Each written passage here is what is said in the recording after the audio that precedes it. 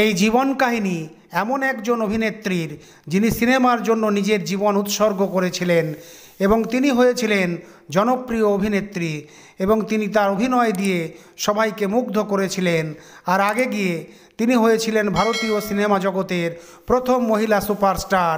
হাওয়া হাওয়াই নামে জনপ্রিয়, আর তার সৌন্দর্য ও অভিনয় দিয়ে শ্রোতা দর্শকদের মুগ্ধ করেছিলেন। তিনি হলেন শ্রীদেবী। নমস্কার বন্ধুরা, আমাদের চ্যানেল নয়নমণিতে আপনাদের স্বাগত। আজ আমরা আপনাদের জন্য নিয়ে আসছি ভারতীয় সিনেমার প্রথম মহিলা সুপারস্টার শ্রীদেবীর সম্পূর্ণ জীবন কাহিনীর প্রথম ভাগ নিয়ে।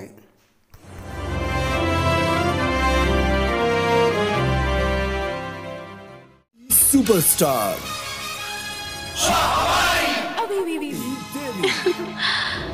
অভিনেত্রী শ্রীদেবীর পুরো নাম শ্রী আম্মা ইয়াঙ্গা রায়াপ্পান, আর তার জন্ম হয় 13ই আগস্ট 1963 সালে। জায়গা ছিল মাদ্রাজ, তামিলনাড়ুতে।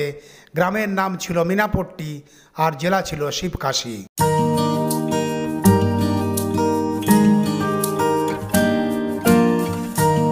শ্রীদেবীর বাবার নাম ছিল আয়াপ্পান, আর তিনি শিবকাশিতে ওকলাতি করতেন। আর মায়ের নাম ছিল রাজেশ্বরীজি, তিনি তিরুপতি অন্ধ্রপ্রদেশের বাসিন্দা ছিলেন।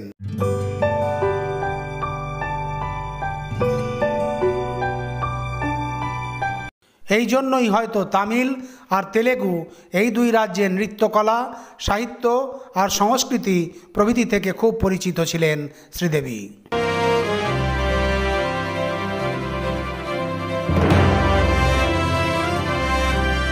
শ্রীদেবীকে ছোটবেলায় আম্মু বলে ডাকা হতো। শ্রীদেবীর এক ছোট বোন ছিল, নাম ছিল শ্রীলতা, আর দুই ভাই ছিল সতীশ আর আনন্দ, যারা শ্রীদেবীর বাবার প্রথম বিবাহের বাচ্চা ছিলেন। ভাইদের সাথে শ্রীদেবীর কোনো সম্পর্ক ছিল না।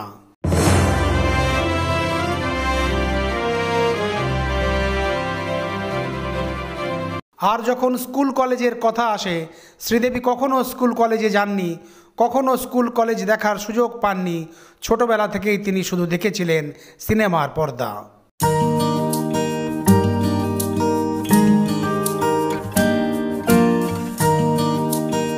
শ্রীদেবীর যখন 4 বছর বয়স ছিল তখন থেকেই তিনি সিনেমার পর্দায় আসেন। সাল ছিল 1968। শিশুশিল্পী হিসাবে তামিল ভাষার এক মাইথোলজিক্যাল ছবি কন্ধন করুণায়ে তাকে শিশুশিল্পী হিসাবে অভিনয় করতে দেখা যায়। শ্রীদেবীকে এই ছবিতে শিবাজি গণেশন, শিবকুমার আর জয়ললিতার মতো মহান অভিনেতা অভিনেত্রীদের সাথে অভিনয় করতে দেখা যায়। আর এই ছবিতে শ্রীদেবী ভগবান মুরগনের ছোটবেলার চরিত্রে অভিনয় করেন। তার অভিনয় দেখে সবাই তার প্রশংসা করেছিল।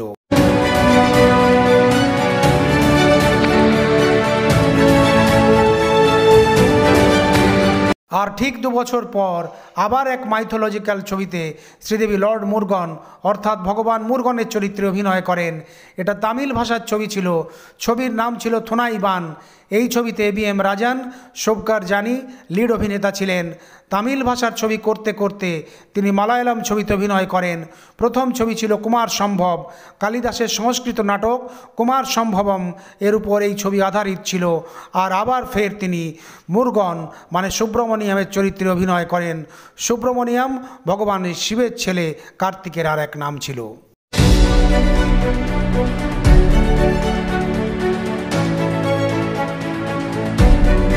ফের 1971 সালে শ্রীদেবী মালায়ালম ছবি পুম্পাটাতে এমন অভিনয় করেন দর্শকরা মুগ্ধ হয়ে যায়। আর এই জন্য কেরল রাজ্য বেস্ট চাইল্ড আর্টিস্ট হিসাবে শ্রীদেবীকে সম্মানিত করে। এটা শ্রীদেবীর প্রথম পুরস্কার ছিল। চরিত্রের নাম ছিল শারদা। শ্রীদেবী যখন প্রথম পুরস্কার পান তার বয়স ছিল মাত্র 8 বছর।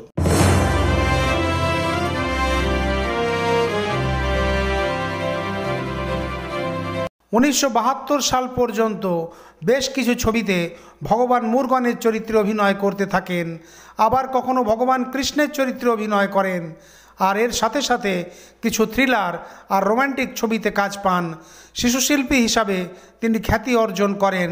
আর তার অভিনয়ের জাদু তামিল ইন্ডাস্ট্রির সাথে সাথে তেলেগু, মালায়ালাম আর কান্নাড় ছবিতেও দেখা যায়।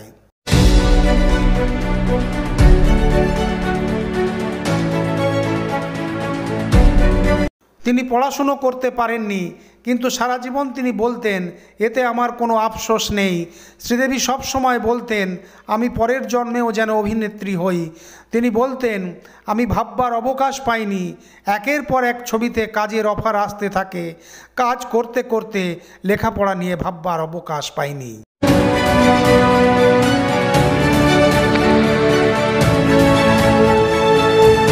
শ্রীদেবীর নৃত্যের প্রতি ভালোবাসা ছিল, তিনি নৃত্য করতে খুব ভালোবাসতেন, আর সেই কারণেই শ্রীদেবীর ড্যান্স আমাদের সকলের প্রিয় ছিল, আর তিনি ড্যান্সের দ্বারা শ্রোতা দর্শকদের মুগ্ধ করেছিলেন।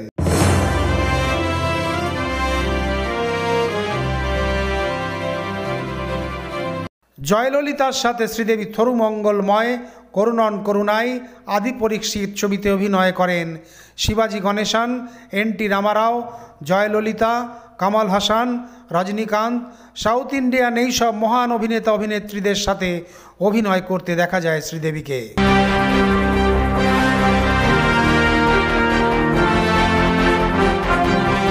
তার এক তেলেগু ছবি রাউডি রানীর রিমেক হয় হিন্দিতে, আর সেখানে শ্রীদেবীকে অভিনয় করতে দেখা যায়। ছবির নাম ছিল রানী মেরা নাম, ডিরেক্টর ছিলেন কে.এস.আর. দাস।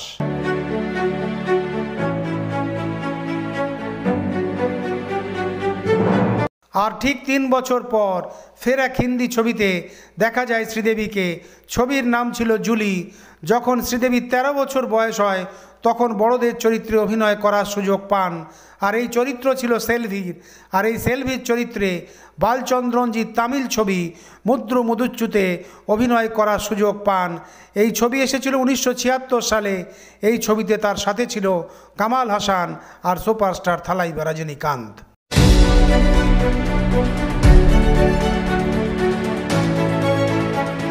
ফের 1977 সালে রজনীকান্ত আর শ্রীদেবীর জুটি দেখা যায়। ছবির নাম ছিল গায়ত্রী, আর এই ছবি জনপ্রিয় হয়।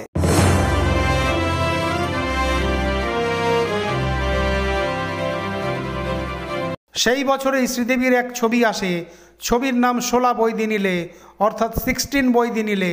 এই ছবিতে শ্রীদেবীকে স্পেশাল অ্যাওয়ার্ডে সম্মানিত করা হয়। এটা তামিল ব্লকবাস্টার ছবি ছিল। এরপর এই ছবি তেলেগু, হিন্দি আর মালায়ালম ভাষায় তৈরি করা হয়। হিন্দিতে এই ছবির নাম ছিল সলবা শ্রাবণ, যেটা 1979 সালে এসেছিল।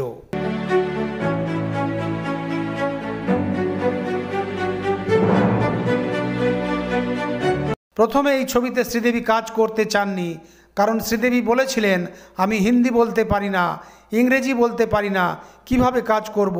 কিন্তু ফিল্মের ডিরেক্টর ভরত্রী রাজা বলেন, শ্রীদেবী চিন্তা করো না, আমি আছি। আর এরপর শ্রীদেবী এই ছবিতে কাজ করতে রাজি হন, আর প্রথমবার মুম্বাইয়ে পা রাখেন। তামিল ছবিতে যে রোল করেছিলেন কামাল হাসান, সেই চরিত্রে অমল পালেকর অভিনয় করেন।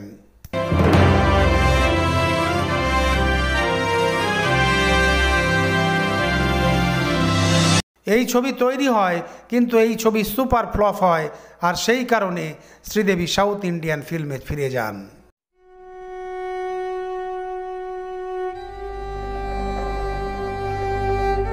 1981 সালে তিনি বেস্ট অভিনেত্রীর পুরস্কার পান।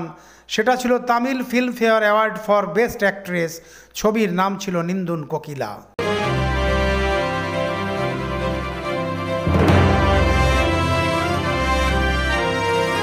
1982 সালে তিনি ফের পুরস্কারে সম্মানিত হন, এমন এক চরিত্র অভিনয় করে যে চরিত্রকে তিনি জীবন্ত করেছিলেন। এমন একজন মেয়ে যে তার জীবনের সব কথা ভুলে গিয়েছিল, আর এই ছবির জন্য তাকে Tamil Nadu state film award for best actress পুরস্কারে সম্মানিত করা হয়। ছবির নাম ছিল মুদ্রম বিরাই, যেটা পরে হিন্দিতে সদমা নামে আমরা দেখেছি। कौन है तू? यहाँ क्या कर रहा है?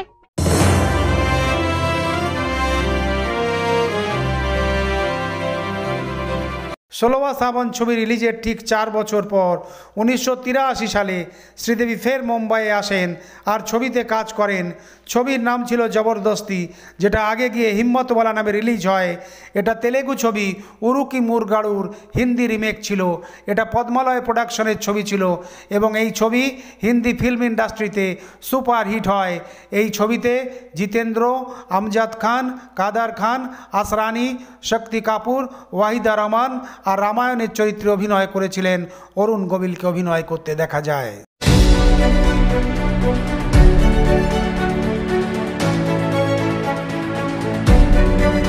হিম্মতওয়ালা শ্রীদেবীর সুপারহিট ছবি ছিল। সেই সময়ও শ্রীদেবী হিন্দি বলতে পারতেন না, তার ডাবিং করেছিলেন কুমারী নাজ। জিতেন্দ্রও এই ছবিতে খুব জনপ্রিয় হন। এর আগে জিতেন্দ্র যে ছবি করেছিলেন সেটা সুপার ফ্লপ হয়। ছবির নাম ছিল দিদারে আর হিম্মতওয়ালা ছবি তাকে স্টার বানিয়ে দেয়।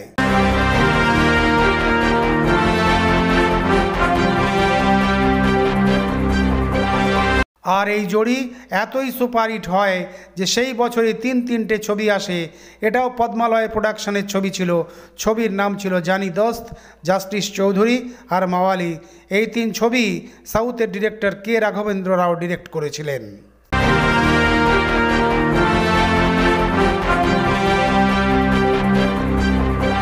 উনিশশো 83 সালের এই সব ছবি শ্রীদেবীকে হিন্দি ফিল্ম ইন্ডাস্ট্রিতে খ্যাতির শীর্ষে নিয়ে যায়। তিনি হিন্দি ছবি করতে থাকেন, কিন্তু সাথে সাথে সাউথ ইন্ডিয়ান ছবিও করতে থাকেন।